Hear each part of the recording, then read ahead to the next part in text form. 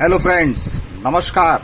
मैं हूं योगेश चतुर्वेदी और आज का हमारा टॉपिक है विद्युत बल रेखाएं या विद्युत क्षेत्र रेखाएं। फ्रेंड्स, आज का जो हमारा टॉपिक है, ये टॉपिक जो हमने विद्युत क्षेत्र पढ़ा था उसी से ही रिलेटेड है।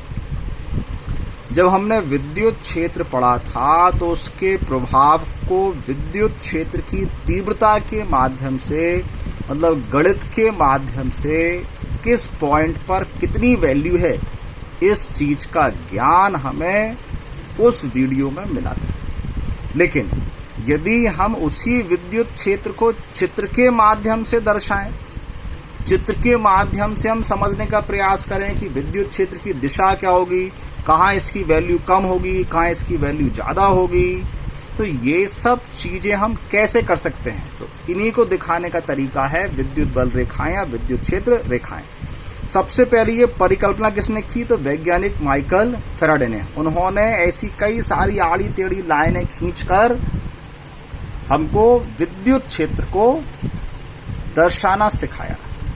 तो चलिए इसकी परिभाषा देखते हैं, फिर इसके बारे में बहुत सारी जानकारी है वो मैं आपको दूंगा। परिभाषा कहती है, विद्युत बल रेखा विद्युत क्षेत्र में खींचा गया वह काल्पनिक एवं निष्कोण वक्र है।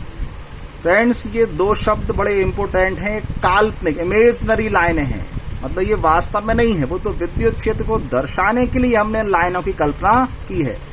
निष्कोण वक्र का मतलब होता है ये स्मूथ वक्र है, ये वक्र बीच में किसी एंगल से मुड़ नहीं सकता, बिल्कुल स्मूथ चलेगा।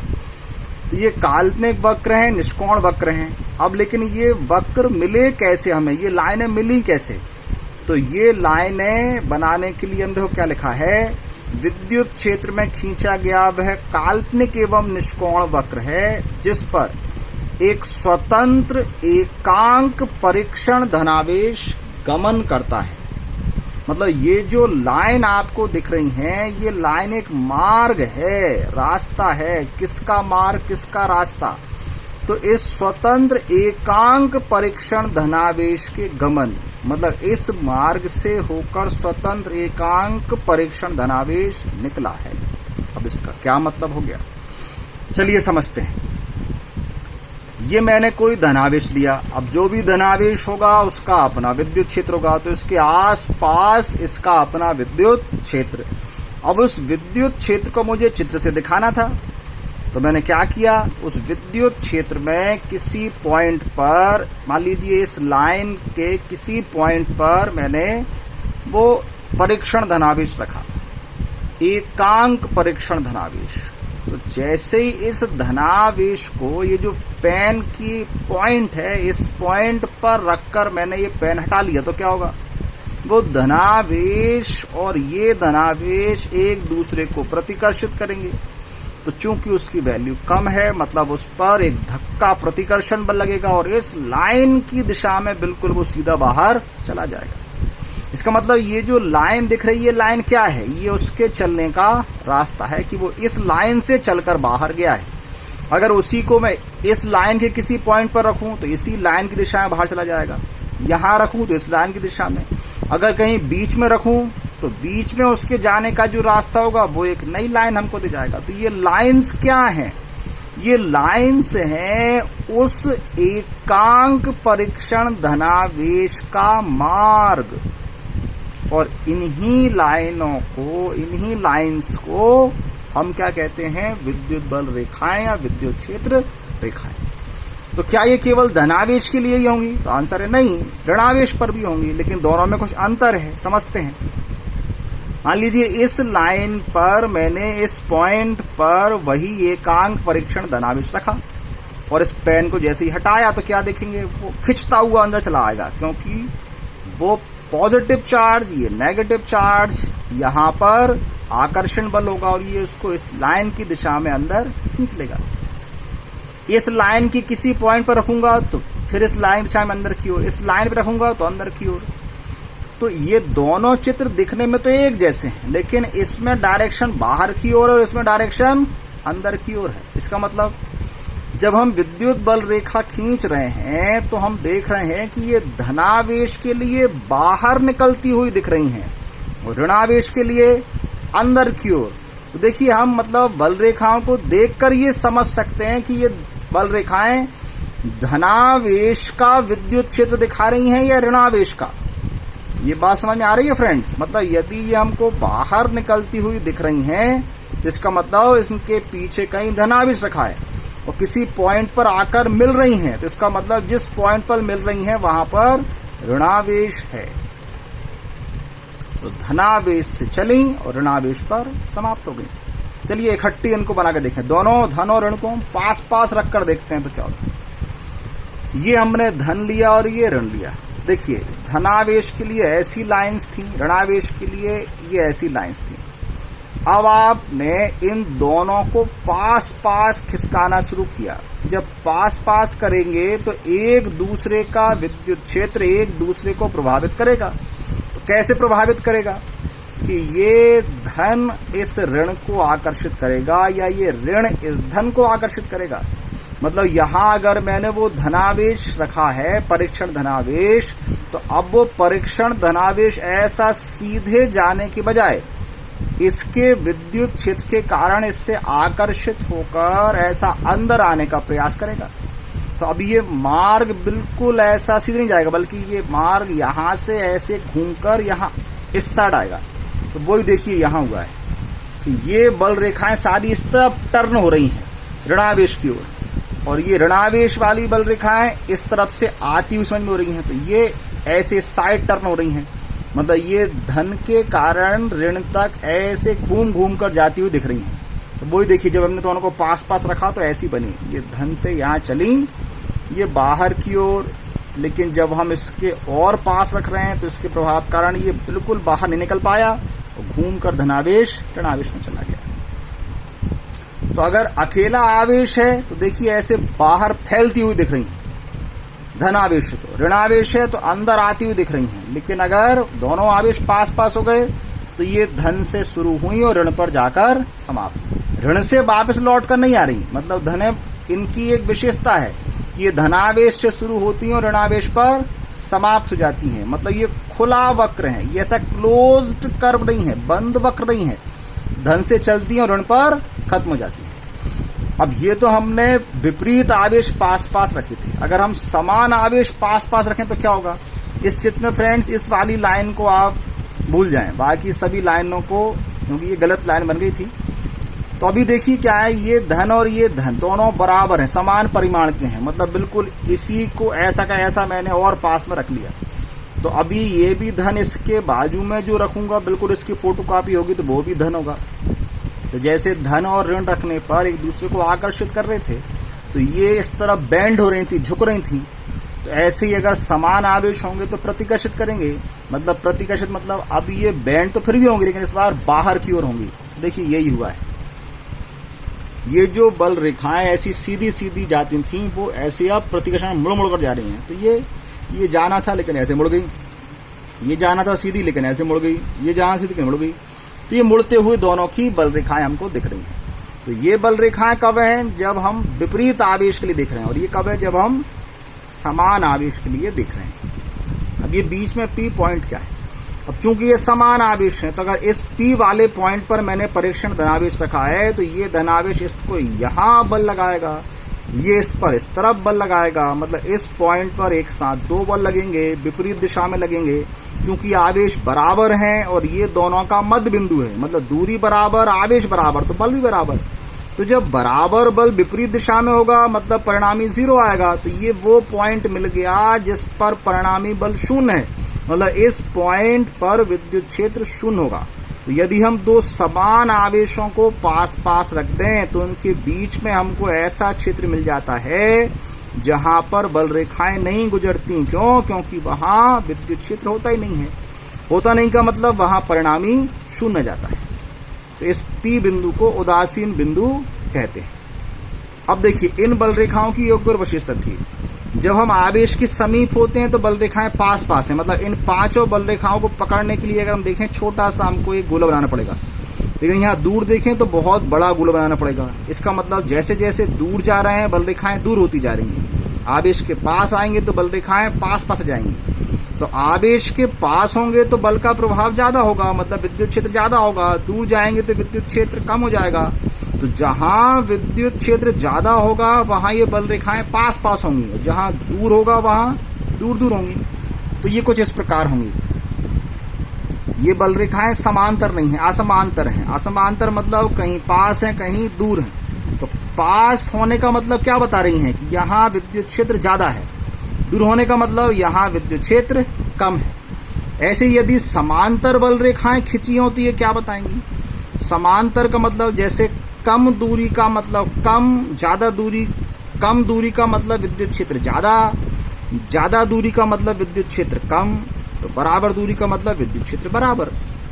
तो इसका मतलब ये समांतर बल रेखाएं हमको एक समान विद्युत क्षेत्र बताती हैं। देखो चित्र में समझने का प्रयास करें। ये जो चित्र है इसके बीचों बीच हम इस पॉइंट पर, इस पॉइंट पर, इस पॉइंट पर, इस पॉइंट पर एक छोटी छोटी छोटी छोटी लाइन खींचे तो आप देखोगे बिल्कुल समांतर आएंगी। क्यों समांतर आएंगी? क्योंकि इस आवेश से जितनी दूरी है इसी आवेश से भी उस पॉइंट की उतनी ही दूरी है।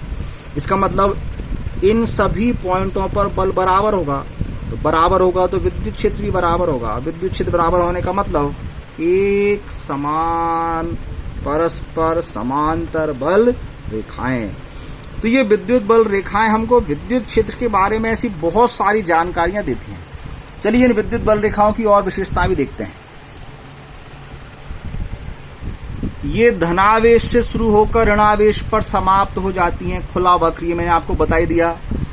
इन सभी में देखो आप, ये खुला वक्र है, धन से शुरू हुई और ऋण पर समाप्त। अगर केवल धन है, अनंत तक जा रही है तो इसका मतलब कहीं अनंत पर ऋणावेश होगा। केवल ऋण है, इसका मतलब अनंत से आ रही हैं तो कहीं अनंत पर धनावेश होगा जहां से आती हैं।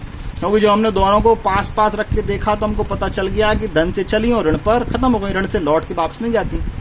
तो ये खुला वक्र बनाती है। इनके किसी बिंदु पर खींची गई स्पर्श रेखा उस बिंदु पर धनावेश पर लगने वाले बल की दिशा अर्थात विद्युत क्षेत्र दिशा बताती है। हाँ, ये हमने कैसे खींची थी? इनके किसी पॉइंट पर अगर हम ये लाइन, ये एरो देख रहे हैं तो ये क्या था? इस पॉइंट पर हमने धनावेश रखा है, उसको हाथ हटाया, छोड़ दिया, वो धनावेश सीधे चला गया। तो ये एरो हमको क्या बता रहा है? उस धनावेश पर लगने वाले बल की दिशा। अब यहां से अगर हम यहां देखें तो यहां समझने के लिए हमको इस पॉइंट पर ऐसी सीधी स्पर्श रेखा खींचनी पड़ेगी।